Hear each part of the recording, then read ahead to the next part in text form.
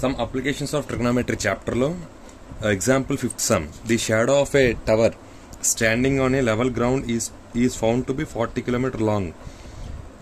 Longer when the sun altitude is 30 degrees than when it is 60 degrees. Find the height of the tower. Okay.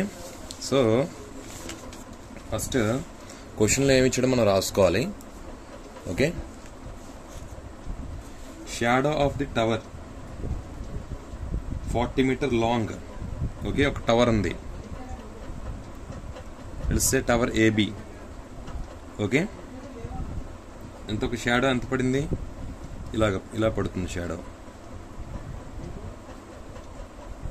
40 metre long అనమాట ఇది.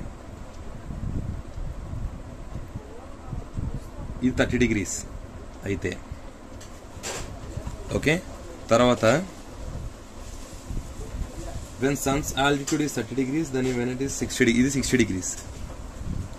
Find the height of the tower. దీని height మనం కనుక్కోవాలి. Okay, ఇప్పుడు మనకి ఇక్కడ ఇది H అనుకోండి, మనకు తెలియదు కాబట్టి. ఇది ఎక్స్ అనుకోండి, ఈ వాల్యూ మనకి తెలియదు కాబట్టి.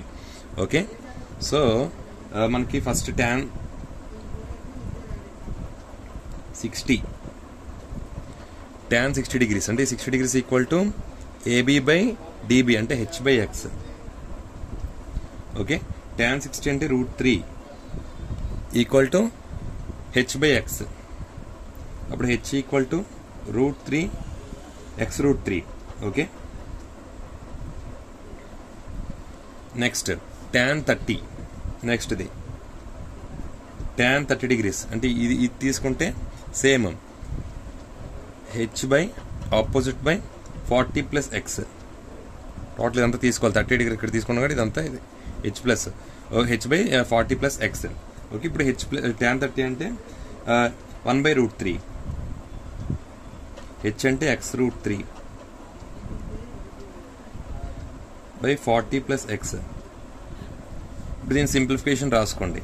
Okay, cross multiplication 40 plus X equal to √3 into X √3.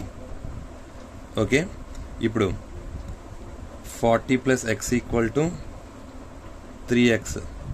Okay, ఇది మొత్తం ఈ ఎక్స్ని తీసుకొచ్చి ఈ ఎక్స్ని పంపించండి. అంటే ఈ ఎక్స్ వెళ్తే -x అవుతుంది. అంటే 2x equal to 40, x equal to 20 అనమాట. ఓకే, ఆ x ఈక్వల్ టు 20ని ఇందులో వేసుకోండి. అప్పుడు హైట్ ఏమవుతుంది, x20 కాబట్టి X √3 అంటే 20√3. ఓకే, సో ఇది 20 అవుతుంది. Total 60 meters. ఇదేమో 20√3. Okay, thank you.